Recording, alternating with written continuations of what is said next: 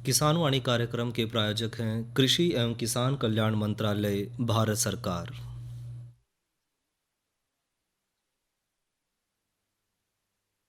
हर जोखिम से निकल कर फसल आए, सुरक्षित हो जाए।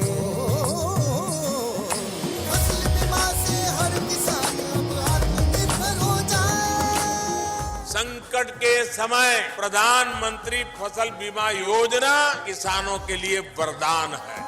अब सूखा पड़े या बाढ़ आ जाए, कोई डर नहीं। अब ओले पड़े या कीट पतंगे फसल खा जाएं, कोई फिक्र नहीं, क्योंकि हमने लिया है प्रधानमंत्री फसल बीमा।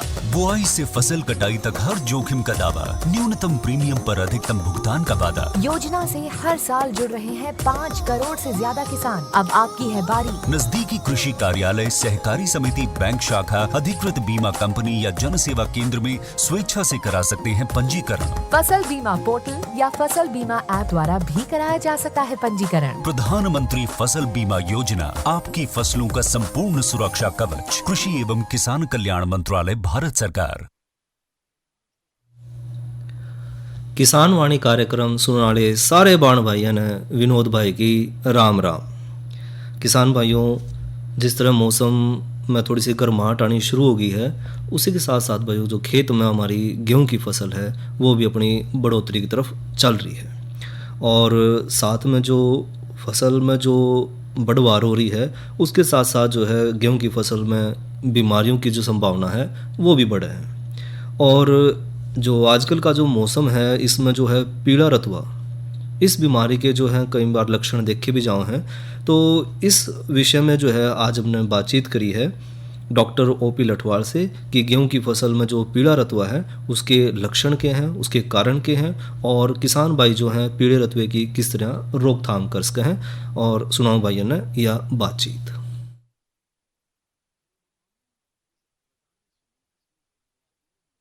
आज हम बातचीत कर रहे हैं गेहूं की फसल में पीला रतुआ रोग के लक्षण, कारण और इसकी रोकथाम के बारे में। और इस विषय में जानकारी देने के लिए आज हमारे स्टूडियो में आमंत्रित हैं डॉक्टर ओपी लठवाल जी। डॉक्टर साहब, आप शस्य विभाग कृषि महाविद्यालय कौन से कार्यरत हैं। डॉक्टर साहब, आपका स्टूडियो में स्वागत है। धन्यवाद जी। डॉक्टर साहब, जो ये पीला रतुआ है, ये समस्या क्या है जो गेहूं में होने वाली बीमारी है? ये पीला रतुआ की समस्या है, ये गेहूं के अंदर आता है ये। जी डॉक्टर साहब। इसको येलो रस्ट भी जैसे अंग्रेजी में बोलते हैं। तो पीला रतुआ किसान भाई पीला रतुआ के नाम से जानते हैं जी। इसका पीला नाम इसलिए क्योंकि ये पीले रंग का होता है जी। और ये समस्या 2010-11 में शुरू हुई थी जी डॉक्टर साहब। और 2013, 14, 15 में इतनी समस्या आ गई थी कि गेहूं का उत्पादन अपना बहुत ज़्यादा कम हो गया था। जी जी। तो कृषि विभाग, हरियाणा कृषि विश्वविद्यालय, वैज्ञानिकों ने मिलके, जो विस्तार शिक्षा में लगे हुए सब ने मिलके एक साझा कार्यक्रम बनाया और इस पर नियंत्रण कर लिया। जी डॉक्टर साहब। शुरू में जो है एक इसके रोगग्राही किस्में होती थी जी। जैसे PBW 343 का क्षेत्र था, लगभग 90% हरियाणा में। जी जी। तो उस समय इसका प्रकोप ज्यादा था, तो एकदम से हम सब ने मिलके तो इस पर नियंत्रण के लिए एक साझा कार्यक्रम बनाया और उन किस्मों को ही बदलवा दिया हरियाणा से। जी। और अब जो जितनी भी किस्में लगी हुई हैं हरियाणा के अंदर, ज्यादातर, जी डॉक्टर साहब। कुछ एक दो तो अब भी किसान लगा लेते हैं, लेकिन वो दूसरा इलाका है। जी। तो ज्यादातर किस्में लगभग इसके प्रतिरोधी हैं, आ जाता है ये। इसमें वो कौन सी उन्नत किस्में हैं जिसमें ये पीला रतुआ समस्या नहीं आती? जैसे जो आजकल प्रचलित किस्में हैं, WH 1105 है, सबसे ज़्यादा उगाई जाती है। जी डॉक्टर साहब। है ना। WH 1270 भी है, HD 3086 है। चलो गेहूं की किस्मों की बिजाई हो ली हो तो जो कुछ भी है। जी डॉक्टर साहब। तो ये किस्में किसान भाई ये ध्यान रखें, जिन्होंने ये लगा रखी उनमें समस्या आने का चांस बहुत कम है। जी डॉक्टर साहब। लेकिन फिर भी कुछ किस्में किसान भाई ऑफ द रिकॉर्ड लगा लेते हैं। जी जी। जैसे पछेते हालात में 2851 ला ली, हालांकि हम नहीं कहते इसको लगाओ, जी डॉक्टर साहब। लेकिन किसान भाई कई बार लगा लेते हैं। 2851 ला ली, WH 711 ला ली, DBW 17 ला ली। तो उनमें विशेष तौर पर ध्यान रखने की जरूरत है इस समय, क्योंकि ये किस्में रोगग्राही है। अच्छा डॉक्टर साहब, अगर ये बीमारी आ गई तो किसान भाइयों किस तरह पता लगे कि भाई ये जो है पीला रतुआ है, इसके लक्षण क्या है डॉक्टर साहब? किसान भाइयों को सबसे पहले तो अपने खेतों में लगातार जी रोज जाना चाहिए खेत के अंदर। जी डॉक्टर साहब। और उसमें जब आप खेत के अंदर जाएंगे तो शुरुआत में क्या होगा, जो अनुकूल मौसम होगा तभी आएगा। जी।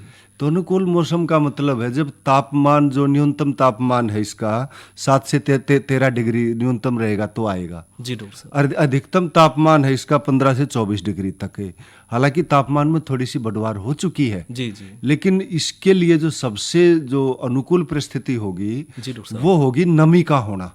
यानी कि नमी ज्यादा नमी होगी। बहुत ज्यादा, जैसे 85% और 90%, 100% जो वातावरण में जो नमी होती है, आर्द्रता बोलते हैं जिसको, जब ये ज्यादा हो जाएगी तापमान कम रहेगा। जी डॉक्टर जो तापमान मैंने बताया, तो दोनों चीजें मिलके इसके लिए अनुकूल वातावरण बना देती हैं और ये हवा से आ जाता है फिर। डॉक्टर साहब, जो ये आपने तापमान की जो रेंज बताई है, ये फरवरी मार्च के महीने का तापमान। फरवरी मार्च में कई बार देखो मौसम के ऊपर निर्भर करता है। जी। मान ले बारिश वगैरह हुई तो ठंड हो जाएगी, जी डॉक्टर साहब। अगर बारिश नहीं हुई तो तापमान बढ़ जाता है। हाँ, जिस तरह इस साल जो है फरवरी के महीने में जो पश्चिमी विक्षोभ था वो कम आया। हाँ, कम आया सिर्फ एक ही बार, इसलिए हाँ, गर्मी ज्यादा बढ़ी। पिछले सालों की मौसम अपेक्षा में। कम आया। जी जी। फिर भी जैसे हमने आजकल ये थोड़ा सा अनुमान लगा रखा है कि थोड़ी बहुत बादलवाई हो सकती है जी जी और तापमान में भी थोड़ी सी गिरावट की संभावना है। जी डॉक्टर साहब। तो ऐसे हालात में जब बादलवाई हो जाए, मन माने बूंद आ जाए, बिल्कुल डॉक्टर साहब। बूंदाबांदी आ जाए, हल्की बूंद आ जाए, तो अनुकूल वातावरण बन जाता है। नमी इसके लिए। ज्यादा होगी। नमी ज्यादा बन जाएगी, तापमान गिर जाएगा तो हो जाएगा। अच्छा डॉक्टर साहब, इसके अलावा अपने हरियाणा प्रदेश में कोई ऐसा भी क्षेत्र है कि जहाँ पर इसकी संभावना ज्यादा देखी जाती है? इसकी संभावना हरियाणा में जो अपनी जीटी रोड बेल्ट है, जी डॉक्टर साहब। जो हिमाचल के साथ लगता है, एक क्षेत्र है जी जी। जहाँ पर तापमान कम होगा और नमी ज्यादा होगी। हाँ, जैसे अपना दक्षिणी हरियाणा है, जी डॉक्टर दक्षिण पश्चिमी हरियाणा है, वहाँ तो बहुत वहाँ कम चांस संभावना, होते हैं, बहुत कम संभावना है। जी जी डॉक्टर तो अपने जीटी रोड के साथ साथ ये पंचकुला, अम्बाड़ा, करनाल, कुरुक्षेत्र, ये करनाल, पानीपत, सोनीपत तक ऐसे चलता है ये। जी जी। तो जहाँ पर ये यानी कि यमुना के साथ साथ हाँ, जो एरिया इसके हो गया कि नमी का थोड़ा सा प्रभाव ज्यादा है हाँ, इससे। तापमान या थोड़ा सा कंपैरेटिवली कम रहता है जी जी। और नमी ज्यादा रहती जी है, डॉक्टर साहब। इसलिए यहाँ पे संभावना है। और डॉक्टर साहब, अगर पीला रतुआ समस्या आ गई तो किसान भाई क्या सावधानी रखें और क्या उसके बचाव के उपाय वो? पहले तो उसकी पहचान करें खेत के अंदर। जी। मैंने अभी बताया था कि पहले रोज खेतों में आप निगरानी रखें। जी डॉक्टर ये शुरू में है ना, कैसे आएगा, पत्तों के ऊपर पीले रंग के धब्बे से बनेंगे जी और वो धब्बे एक कतार का रूप ले लेंगे। जी डॉक्टर मतलब एक धब्बा आया, फिर अगला, जुड़ते चले जाएंगे, जी। तो स्ट्राइप सी भी बन जाती है कई बार। तो जब ये कतारों में धब्बे बन जाएंगे पीले रंग के छोटे छोटे, और जब इसकी जो ऊपरली जो स्टेज आ जाएगी तो अर्धे जैसे हाथों का भी लगने लग जाएंगे। अच्छा, इतना बढ़ जाएगा कि हाँ, वो इतना बढ़ जाएगा। हाथों में भी तो लगना किसानों को इसमें ध्यान रखना कि अपने खेत में जाएं और शुरू में जैसे बीच में ये पैचीज में आता है, जी 2-3 पौधों पे आ गया, हाँ, छोटे-छोटे धब्बे, हाँ, गोल। 2-3 पौधों पे आ गया, मान लो उनके पत्तों पे आ गया, जी। पत्ता जिससे लीफ सीत से डंठल से जुड़ा होता है उस पर भी आ जाता है। जी। और जब बहुत ज्यादा फैलता है ये बाल में भी पहुंच जाता है। जी, जी। और बाल के ऊपर जो कांटे से तुस से होते हैं ना, ऑन जी। बोलते हैं हाँ जिसको, जी, हाँ, तुस, डॉक्टर साहब। उन पर भी पहुंच जाता है। तो किसान भाइयों को तो लगातार निगरानी रखनी पड़ेगी इसकी, जी डॉक्टर साहब, पैचीज में। बिल्कुल। हाँ जी। और डॉक्टर साहब, जब फिर इसमें अगर ये ज़्यादा बढ़ जाए तो फिर जो बीज है उसका बढ़ना या जो बाल है वो सूखनी शुरू हो जाएगी, या इसका क्या? बिल्कुल, प्रभाव दाने तो देखेंगे? इसमें पिचक ही जाते हैं। और इस समय जो अवस्था चल रही है गेहूं की, जी जी, वो दाने बढ़ने की चल रही है। बिल्कुल डॉक्टर है ना, दाने बढ़ने की चल रही है। और इसका जो प्रभाव पड़ेगा, मैंने बताया ना अभी 10-11 में शुरू हुआ था, 13-14 में बहुत ज्यादा नुकसान बढ़ गया, करेगा। जी। लोगों को 10-12 क्विंटल गेहूं हुए थे एक किले में। एक किले में, जी। हाँ, नहीं तो 20-22 क्विंटल होने चाहिए। तो बड़ा नुकसान करता है ये, दाने पिचक जाएंगे, झाड़ में कमी आ जाएगी। तो उसमें किसानों को इसका नियंत्रण करना बहुत जरूरी है। बहुत जरूरी है। और हम तो ये कहते हैं कि समस्या इतनी नहीं आएगी, क्योंकि दिक्कत पहले बहुत ज्यादा आ चुकी है, लोग सतर्क हैं बहुत ज्यादा। बिल्कुल बात। बहुत अच्छा प्रचार प्रसार जो कृषि विज्ञान केंद्र है, कृषि विभाग है, वो करते रहते हैं। जी, जी। और एक चीज बताते रहते हैं, भाई किसान भाई खेत में जब जागा, अपने खेत में थोड़ा सा घूम के देखे। बिल्कुल डॉक्टर साहब, अगर रोग ग्राही किसी में बो रखी है जी जी, तो संभावना है आने की। और उसमें भी पैचीज में बिल्कुल 2-4 पौधों में आ गया। जी। अच्छा, मान लिया उसने देख लिया, हाँ जी, भाई 2-4 पौधों में समस्या आ गई, तो सबसे पहले तो उसको जो पहचान करे खुद ही से देख ले, या तो जी। या अपना पौधा पाड़ के कृषि विज्ञान केंद्र में दिखा ले, जी। आपके जो कृषि विकास अधिकारी उनको दिखा ले। जी जी डॉक्टर, अगर ये पता लग जाए ये पीले रतुए की शुरुआत है, जी। तो उन 2-4 पौधों को पैचीज को दवाई से तर कर दे, अच्छा डॉक्टर बिल्कुल वहीं रुक जाएगा। साहब, जी तो इसमें दवाई कौन सी इस्तेमाल करनी? दवाई को तो इसमें डलती है प्रोपिकोनाजोल। हाँ, वो टिल्ट के नाम से आती है। जी। तो 200 मिलीलीटर दवाई 1 किले के लिए बहुत होती है। 200 मिलीलीटर दवाई लेके जी, और डॉक्टर साहब। 1 एकड़ में उसका स्प्रे किसान भाई 200 लीटर पानी में गाड़ के घोल के कर सकते जी, हैं। जी। लेकिन पैच में आ गया ये तो, जी है ना। हाँ, और अगर पैच ज्यादा- में आ गया तो कितने होगी 1 ग्राम दवाई 1 लीटर के साथ। जी तो पैच में आ गया थोड़े से पौधों पे, 1 टंकी 15 लीटर की है मान लिया, तो उसमें 15 ग्राम दवाई डाल के और उस पैच को जो है ना तर कर दो, अच्छा अच्छा आगे फैलेगा ही नहीं फिर ये। अच्छा, वो दो चार पौधे हुए हैं बस उनको ही हाँ, पहले उन्हीं को तर निपटा कर लें। दो, सारे खेत में करने की जरूरत नहीं जी, है। जी। सारे खेत में तो वहां करना है जब जहाँ बीमारी पर ज्यादा- संभावना बीमारी की ज्यादा ज्यादा लगती हो, रोग ग्राही किस्में हो, जी। इसको शुरू में ही रोक दो आप। जी डॉक्टर शुरू में रोक दो तो फिर ये नहीं फैलेगा। जी। और डॉक्टर साहब, अगर ज्यादा फैल गया तो ये एक ही दवाई है जिससे हम इसको नियंत्रित कर हाँ, सकते पहले जो है ना दूसरी दवाई भी डालते थे, मैंको जब डालते थे, लेकिन उसके बाद प्रोपिकोनाजोल जो मैंने बताई 200 मिलीलीटर जो टिल्ट के नाम से आती है, जी, जी। ये बढ़िया नियंत्रण करती है। जी, और इस दवाई का स्प्रे करके किसान भाई सावधानी के तौर पे भी देखते रहें, अगर आ जाए तो इसका स्प्रे करके उसको तर कर दें। और ज्यादा फैल रहा है तो पूरे एकड़ में, पूरे किले के अंदर इसका स्प्रे कर स्प्रे करवा दें। जी। एक और ध्यान रखें, जी, डॉक्टर मान लिया बारिश का छिट्टा पड़ गया या अनुकूल मौसम हो गया, जी। 15 दिन बाद एक स्प्रे फिर कर दो, जी डॉक्टर साहब। अगर ज्यादा आए हाँ, तो। अगर वही बारिशों की नमी होगी तो फिर हाँ, एक नमी स्प्रे- होगी तो फिर जाए। एक स्प्रे तो इस और तरह हम इससे बच सकते हैं, क्योंकि बड़ी भयानक बीमारी है जी, ये। जी। और इसमें किसान भाई सावधानी रखें और नियंत्रण करें इसका। जी डॉक्टर साहब। इसके अलावा डॉक्टर साहब और कोई जो है इसके बारे में आप जानकारी देना चाहो? इसके लिए जानकारी मैं ये देना चाहूंगा कि पानी भी लगाते हैं किसान भाई, पानी से ही तो खेत में नमी बनती है। इसमें फसल जो है ना ऊंचाई अच्छी हो रही जी है ना, मीटर से भी ऊपर है, हाँ जी तो 110 मीटर भी है, तो पानी हल्का लगाए। जी डॉक्टर क्योंकि हल्का ज्यादा पानी लगाओगे तो ज्यादा नमी बनेगी, ज्यादा समय तक गीला रहेगा, जी, जी। क्योंकि नमी ही इसका मुख्य कारण है। हाँ जी तो पानी थोड़ा हल्का लगाएं। और कई किसान भाई कई बार अपनी विज्ञान लड़ानी शुरू कर देना, जी जी भाई कोई खाद खुद ना डालने इसमें, हाँ जी डॉक्टर साहब। और ज्यादा एक बार देख जरूर लें, लेकिन एक खेत में घूम गए उसमें पीला रतवा दूसरे खेत में ना जाएं, जी क्योंकि वो हल्दी सी अपने हाँ, कपड़ों पे भी लग जाएगी। बिल्कुल बिल्कुल ये डॉक्टर साहब। सावधानी रखें, पानी हल्का लगाएं जी और खेतों में जाते रहें, दवाई का इस्तेमाल करें, तो जी, डॉक्टर साहब। इससे बचा जा सकता है। डॉक्टर साहब, आपने इतनी अच्छी जानकारी और इतनी महत्वपूर्ण जानकारी दी, उसके लिए आपका बहुत बहुत धन्यवाद। भाइयों, यह तो ली जानकारी गेहूं फसल में पीला रतुआ रोग के लक्षण, कारण और उसके बचाव पे, और जानकारी दे रहे थे डॉक्टर ओपी लठवाल। और इस महत्वपूर्ण जानकारी के बाद एक करवाऊँ भाइयों का मनोरंजन, सुनाऊँ मैं यो लोकगीत।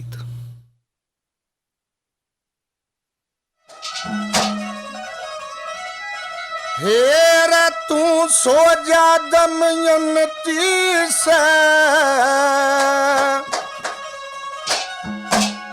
दिन भर की रथ की हारी,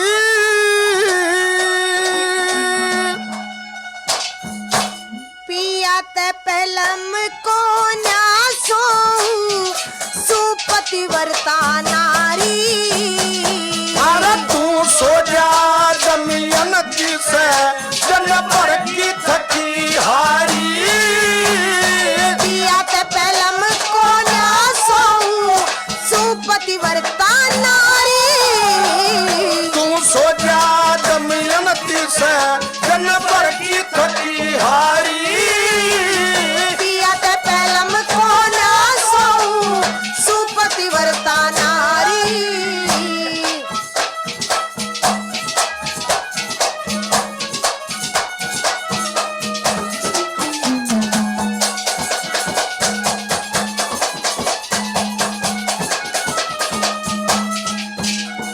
जब पति कहता सती के होना रे, पति कहता सती के होना, धर्म कर्म में हानि, ना पिया ते पहलम भोजन खा सती, पीवे को न पानी। इस बुरे वक्त में दमयंती ये मुश्किल बात न बहानी, देखे पिया धर्म छोड़ना ना चाहिए हो, समोवणी जानी। तू अक्ल बंद से श्याणी रे तू अक्लमंद से श्याणी अठ नहीं करनी चाहिए प्यारी। देखे बेशक जाओ प्राण धर्म ना छोड़े दासी थारी। अरे तू सो जा जमीन की से जन पर की थकी हारी। किया ते पहलम को न्यासो सुपति वर्ता नारी।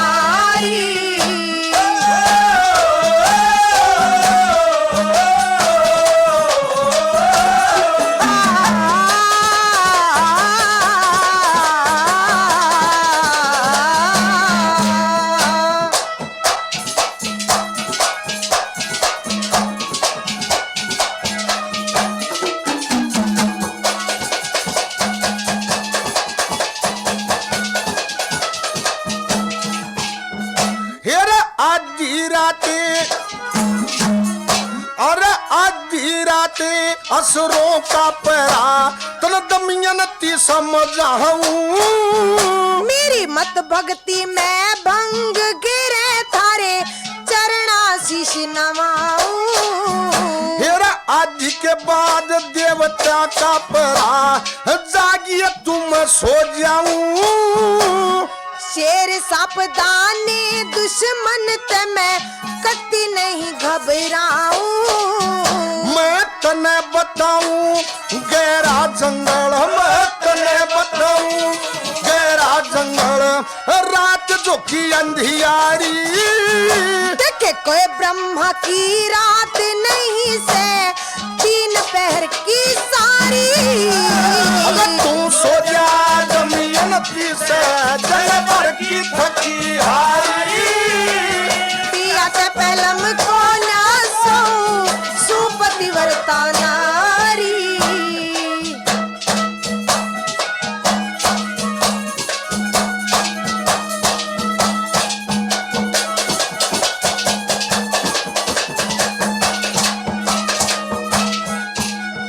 हो एक पहर में कहर बड़ा हो एक पहर में कहर बड़ा बारया हो पेट रात का। दिन रात एक से समझूं इसा दिया साधन बड़ा घात का। हर बाट चलावे बोझ धरावे घना दुख वीर साथ का। वीर मर्द का एक अंग यो उत्तर थारी बात का। कह बड़े आदमी मर्दा की जात का बड़े आदमी मर्दा की जात के गलतों को बताई नारी। देखे विष्णु जी के साथ लक्ष्मी रह गोरा संग त्रिपुरारी।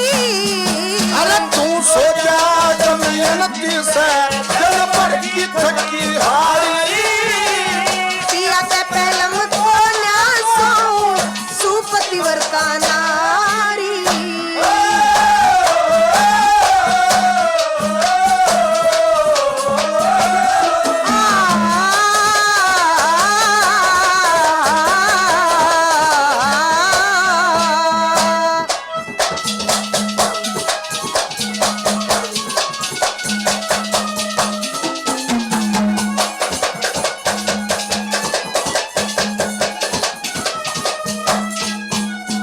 हेरे सती वीर का अरे सती वीर का काजा अपने पति का प्रण पुगहना। मैं थारे कहते बाहर नहीं पिया जो सो सहम उल्हाना। कह बजे भक्त सती का न बनता कहना और कवहना।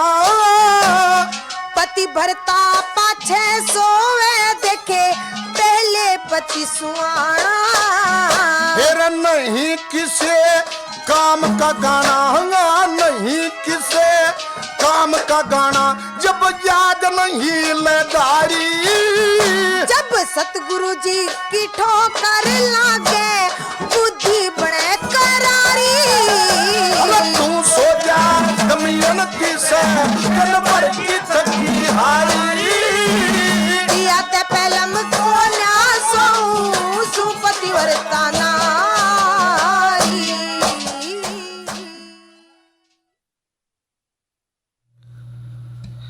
भाइयों, यो तो सुना लोकगीत तू सो जा दमयंती, और गायक कलाकार थे रणबीर बड़वासनिया और साथी। किसान भाइयों, जो किसानी के काम है उसमें मौसम जो है उसका एक महत्वपूर्ण जो है किरदार है।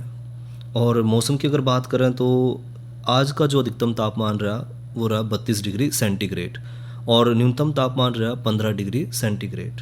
और आने वाले कल में जो है तापमान में थोड़ी सी बढ़ोतरी रहेगी, और कल का जो अधिकतम तापमान रहने की संभावना है वो है 33 डिग्री सेंटीग्रेड, और न्यूनतम तापमान रहने की संभावना है 16 डिग्री सेंटीग्रेड। और भाइयों, कल जो है दिन मंगलवार है, और मंगलवार में जो है हमारा कार्यक्रम रहेगा फ़ोन इन, और फ़ोन इन कार्यक्रम में कल बातचीत करेंगे आजकल के दिनों में पशुओं की देखभाल पे, और विशेषज्ञ होंगे डॉक्टर राजन चौधरी। किसान भाइयों, लहसुन और प्याज, इन दोनों फसलों में जो है कई बार कुछ बीमारी देखी जाओ है, और ख़ासकर कि इसमें जो थ्रिप्स की बीमारी है जिसने चूड़ा रोग भी कहते हैं, वो इस मौसम में तेज़ी से बढ़ा है। तो जो चूड़ा है या जो थ्रिप्स की बीमारी है उसकी रोकथाम हम किस तरह करें, इस विषय पर करें बातचीत।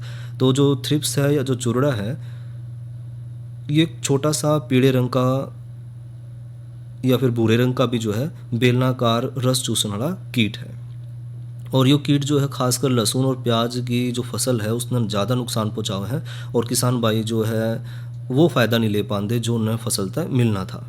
और इसका आक्रमण जो है लहसुन और प्याज में ज़्यादातर फरवरी तक लेकर मई के महीने में देखा जावा है, जो इस समय चल रहा है। तो इस समय जो है इस बीमारी का प्रकोप ज़्यादा है, और ये जो थ्रिप्स या जो चूड़ा बीमारी है या जो बीमारी है वो सिर्फ अपने हरियाणा प्रदेश में नहीं बल्कि पूरे देश में और पूरे विश्व में भी इसका प्रकोप हमेशा देखा गया है। लहसुन है, प्याज है, इसके अलावा ये कीट जो है कपास है, फूल गोभी है, बंद गोभी है, आलू है, तंबाकू है, टमाटर है, और भी जो दूसरी फसल है उनमें भी जो रोग है वो नुकसान पहुँचावा है। कपास और जो दूसरी चौड़ी पत्ती वाली फसल है उनके तो पत्ते के निचले हिस्से में जो रह कर कीट जो है अपना जीवन चक्कर चलावा है। और फिर अगर हम बारीकी से देखें तो ये कीट जो है प्याज और लहसुन की जो पत्ती हैं और जो फूल हैं उनमें भी घूमता है और साफ साफ नज़र आ जाए, यानी कि हम अपनी आँखों तक भी देख सके हैं।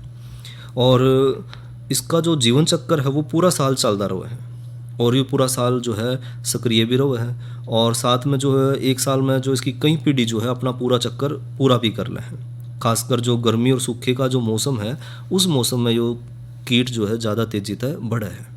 और ये कीट जो है नवंबर तक मई के महीने तक तो प्याज और लहसुन पर जो है अपने जो है बच्चे जन्म देवे है, और मई से सितंबर तक ये कीड़ा जो है कपास और जो दूसरी फसल है उन पर अपना जीवन बितावा है। भाइयों, अक्टूबर में जो है जो थ्रिप्स का जो कीट है या जो चूड़ा जो कीट है वो फूल गोभी और बंद गोभी पे अपना जीवन जो है बितावा है, और जो इसकी वयस्क मादा है वो 2 से 4 हफ्ते तक जो है जिंदा रहा है। और पत्ती के अंदर जो कोमल हिस्सा है उसमें छेद करके जो किडनी है उसके आकार के लगभग 50 से 60 जो है छोटे छोटे अंडे देता है, यानी कि जो राजमा का दाना है उसके आकार के जो है वो 50 से 60 अंडे देवा हैं। और अंडे तक जो है लगभग 4 से 9 दिन के अंदर अंदर जो है इसमें तो बच्चे निकल जाए हैं, और वो बच्चे निकलते जो है प्याज और लहसुन का जो रस है वो चूसना शुरू करता है। साथ में जो ये शिशु है वो 4 से 6 दिन के बाद ज़मीन में 25 मिलीमीटर नीचे जाकर प्यूपा की अवस्था में चले जावा हैं, और प्यूपा की अवस्था में ये लगभग 2 से 4 दिन का समय बितावा है। और बात करें इसके नुकसान की तो ये जो कीट है अगर वयस्क अवस्था में है तो उस अवस्था में जो है ये पत्तियां का जो रस है वो चूसना शुरू करता है, चाहे वो हमारी बंद गोभी है, फूल गोभी है, प्याज है, लहसुन है, वो सब का जो है वो रस चूसते है और फसल में नुकसान पहुँचावा है। जो ग्रसित पत्ते हैं उन पर सफ़ेद धब्बे पड़ जाए हैं, यानी कि अगर हम लक्षण की बात करें तो हमने जो है साफ लक्षण दिखाई देंगे तो ये चलता ही दिखाई देगा साफ। दूसरा जो है जो पत्ते खराब हो गए हैं उन पर सफ़ेद धब्बे पड़ जाए हैं, और बाद में जो पत्ते हैं वो मुड़ जाए हैं। पत्तियों में झुर्री पड़ जाए हैं, और ज़्यादातर इसका प्रकोप जो है पत्ते की जो चोटी है उस पर देखा जाओ है, और जो चोटी है ऊपर तक चांदी नुमा जिसने सिल्वर टॉप भी को है इस तरह होकर सूख जाए हैं। और फूल उगण के समय जो ये कीट जो है प्रकोप इसका ज़्यादा देखा जाओ है, और इसका पूरा असर पूरी फसल पे पड़े है। खासकर जो प्याज लहसुन की हम बात कर रहे हैं तो प्याज लहसुन में इसका आक्रमण ज़्यादातर फरवरी तक मई के महीने में रहा है। और भाइयों इस कीट का जो है हमने उपचार किस तरह करना है, तो इसकी रोकथाम खातर जो है लहसुन का तेल 150 मिलीलीटर ले लें, और उसमें 150 मिलीलीटर ही टी पोल मिला लें, और इन दोनों के मिश्रण ने 120 से 160 लीटर पानी में मिलाकर प्रति एकड़ के हिसाब से 3 से 4 छिड़काव कर दें, और ये छिड़काव जो है 10 दिन के बाद फिर एक बार दोहरा दें। इसके अलावा अगर रासायनिक हमने उपचार करना है तो 75 मिलीलीटर फेनवेल रेट 20 इसी ताकत की दवाई, या फिर 175 मिलीलीटर डेल्टा मैथ्रीन 2.8 इसी ताकत की दवाई ने, या फिर 60 मिलीलीटर साइपरमेथ्रिन 25 इसी ताकत की दवाई लेकर हम जो है उसका छिड़काव कर सकें, या फिर 300 मिलीलीटर मेलाथियान 50 इसी ताकत की दवाई अगर ज़रूरत पड़े तो उसके हिसाब से 10 से 15 दिन के अंतराल पर इसका छिड़काव कर दें।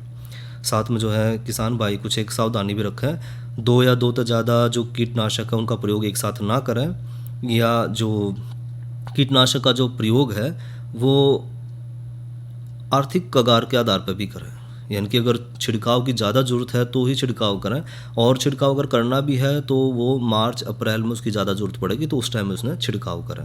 और छिड़काव में भाइयों कम से कम 15 दिन के बाद जो है लहसुन या प्याज का जो है प्रयोग मिलावें, ताकि जो इस रसायन का असर कम हो जाए। तो इस तरह जो है लहसुन और प्याज में जो थ्रिप्स की समस्या है या जो चुरड़ा की बीमारी है उसका हम निदान कर सकें। तो ये तो बात करी भाइयों लहसुन और प्याज में थ्रिप्स की रोकथाम पे।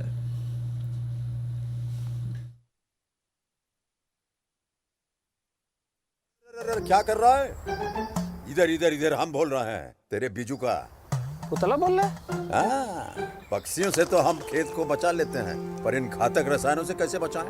मतलब? देख बेटा, तू जो ये अंधाधुंध रसायन मिलाता है ना, मिट्टी की सेहत बिगड़ने लगी है, और जब माटी ही कमजोर पड़ जाएगी तो उपज कैसे सेहतमंद होगी? अरे पहले ऐसा नहीं था, पूछना अपने बड़े बुजुर्गों से, कैसे फसल लहलहाती थी, शुद्धता झलकती थी। हाँ, माटी भी तंदुरुस्त और लोग भी। अरे पहली वाली बात कहाँ? पर अब तो सब यही डाले हैं। सब नहीं, आज भी लाखों जागरूक किसान परंपरागत विधि से फसल उगा रहे हैं, खर्चा कम और उपज की कीमत भी बेहतर पा रहे हैं। सच है? रे बेटे एक्सपीरियंस से बता रहे हैं, धूप में बाल सफेद नहीं किए हैं। हाँ। ठीक है भाई, मैं भी आज से जैविक खेती शुरू करूंगा। माटी से प्रेम की परंपरा है, परंपरागत खेती।